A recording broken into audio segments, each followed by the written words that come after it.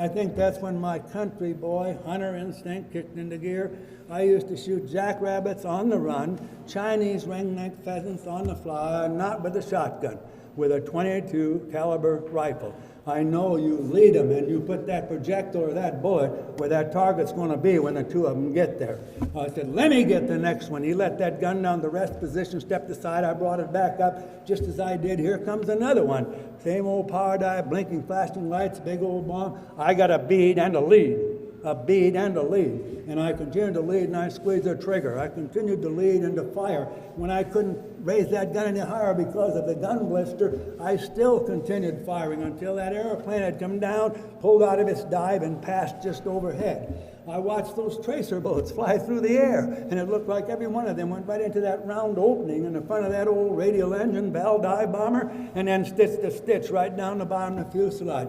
Now, those of you guys who've been in the service know and remember that following each one of those tracer bullets, there are 4 regular bullets. Another tracer, 4 more regular bullets. So I know here and I know here that I did some damage to that aircraft, but you don't have time to turn and see what happens to him because he's no longer a threat. He's going away. You better be looking for the next one that's coming at you. I bring that gun back down. I'm looking for another one and die. I don't see any die, but there's one out over the channel, maybe 2 city blocks away, well within the range of a 50 caliber machine gun. He's not in a dive, but in a steep banking and ascending left turn, as though he's getting ready to make another machine gun run on us. Because he's in a banking turn, I can see the cockpit. It's about 6 or 8 feet behind the front of that airplane.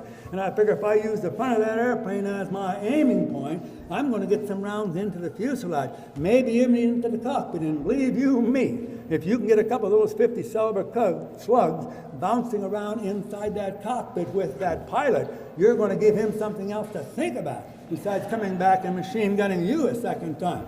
I maintained that lead, squeezed the trigger. Brrr. I don't think I got off more than about 6 or 8 rounds, but I saw 2 of those tracer bullets disappear into the fuselage of that airplane just forward of the cockpit, and when they did, it did an abrupt rolling right turn and was gone from my field of fire.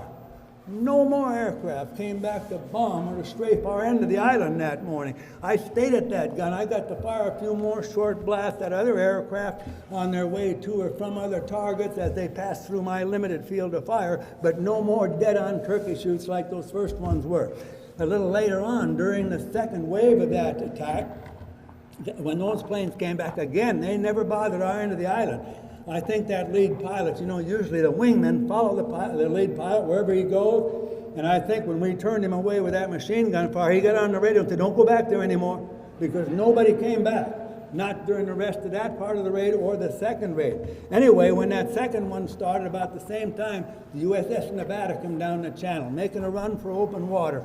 Boy, those pilots and those aircraft got on it like a swarm of bees. They were hoping they could sink it there in the channel, and that would have closed the harbor for some time.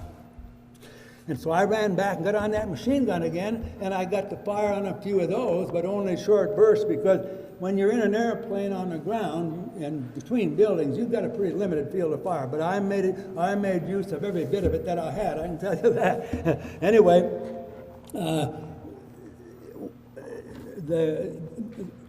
by now, the cleanup operation had already started. We were trying to pull airplanes that weren't burning away from those that were, to salvage what we could.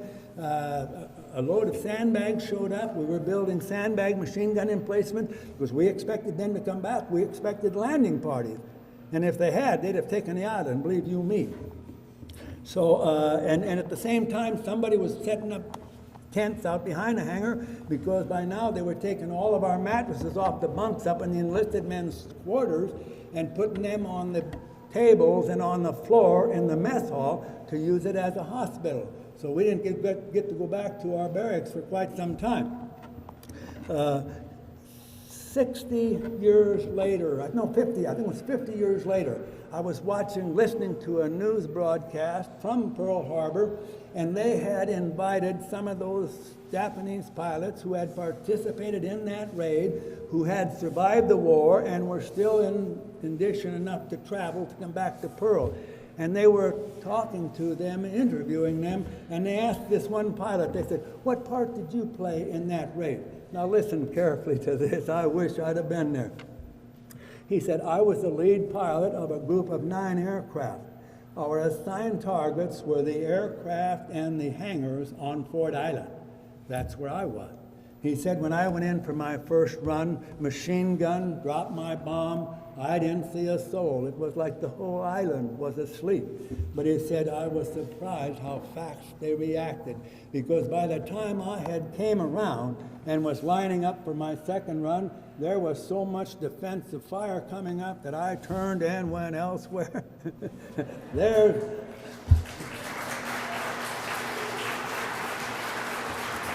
I'd like to been there to talk to him.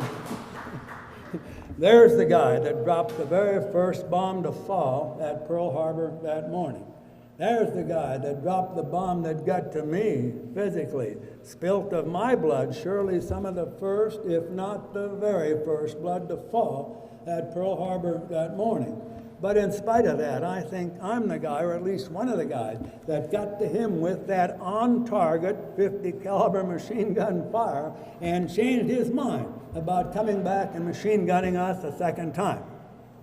I think it was maybe late on the first day after the raid, on the 8th, or early on the 9th. Because of that threat of military discipline, I had been avoiding those officers like they were the plague, and I was afraid. I wasn't afraid of what the enemy was doing. I was afraid of what was going to happen to me with that report. I was told later that they said, well, you should have been afraid, because back then, to disobey a direct order in time of battle can get you an appointment with a firing squad. I didn't want to go there. Anyway. So anyhow, I was passing, and as I say, those machine guns were set up, and they were manned 24/7. And I was coming from a machine gun watch, going to the tent behind the hangar, and I was about 2/3 of the way through, and everything was going great, and all of a sudden that back door opened, and in come an officer. And I'm face to face with him. I thought, oh, what are you going to do now? No, I maybe stuck my hand up in front of my face or whatever, tried to get on past him. We passed, and he didn't say anything, and I heaved a sigh of relief, because I didn't realize or didn't think about it, but my name was tattooed on my shirt here and across the back, but I guess it was low enough that it hadn't been blotted out by that dried and caked blood. And I was just about to reach for the door when somebody shouted, Kohler. Oh, I froze in my track, and I thought, oh boy, you dodged those bombs and those bullets the other day, but you're not going to dodge this one. He's got you now. I turned around. Yes, sir. He said, come back here. I went back to him. Turn around. And I turned around, real nasty like. Turned around, I felt him feeling the back of my head, and then tugging on my shirt collar and stuff, and then he laid his hand on my shoulder, turned me around, and with a bit more compassion in his voice, he said, what the hell happened to you? I said, well, sir, I was in an upper-level office when that first bomb exploded, and I guess I picked up some of that bomb fragments and that debris, and I'm still carrying it with me. He said, have you been to the sick bay? I said, no, sir, they're far too busy with people that are far more seriously injured than I am. I'm a farm boy. We just get up and lick our wounds and go on. Believe me, I'll be all right. I wanted to get away from him. I'm all right, sir. He said, you get your blankety blank up to the sick bay right now, and don't you disobey this order.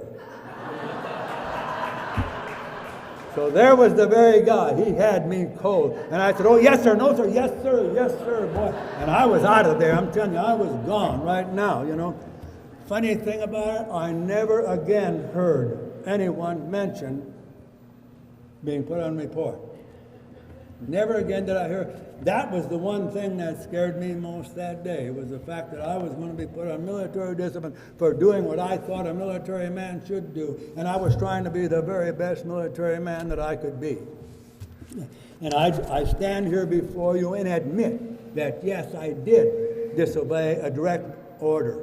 But if I had stayed in that ditch with the rest of those guys, I can guarantee you I wouldn't be standing here proudly before you today sharing my experience with you. On January 7th, 2010, December 7th, February 10th, 2010, on December 7th, 2010. I was back at Pearl Harbor. By the way, where are we? My long-term memory is pretty good, but my short-term memory not too bad. I was back at Pearl Harbor with about 120 of my fellow survivors. I don't know if Ed was there then or not. But anyway, for most of them, they had been back at Pearl Harbor a number of times. For me, it was the first time back to Pearl Harbor in 64 years. I got to go that morning to the rededication of the Visitor Center and to attend the memorial service there at the Visitor Center. And then later that day, I got to go aboard the USS Arizona Memorial. It hadn't yet been proposed when I was last there. Anyway, standing there on the deck of that memorial, look over the side at all those rusting hulls down there and realize that the crew is still aboard. Then you look at all those names listed there on the honor wall and realize that those are the names of 1,177 crew members whose earthly remains are still down there, still aboard that vessel. It was a lot different than when I saw it blow up that day, when I saw those ships burn, capsize.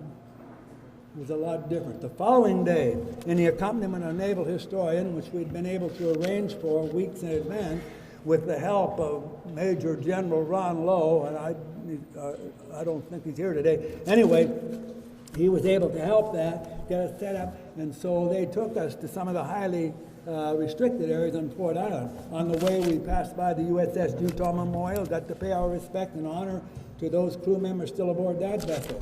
Then we went around to the far end of the island where the old PBY, flying boat, patrol bomber squadrons were. That's where I was. I got once again to stand on the very spot where that first bomb fell. Later, I got to go into the hangar. I wanted to go up in that upper level office if I could, but they figure that the building is so bad shape that they won't let anybody up there. But I wanted to go and see if I could find that 17-year-old sailor boy that I lost somewhere there that morning.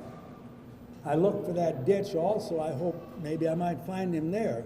Because when I went to my duty station that morning, I was a 17-year-old naive sailor boy, ex-farm boy, trying to be the best sailor I could. But I think by the time that day was over, I was about a 34-year-old combat vet.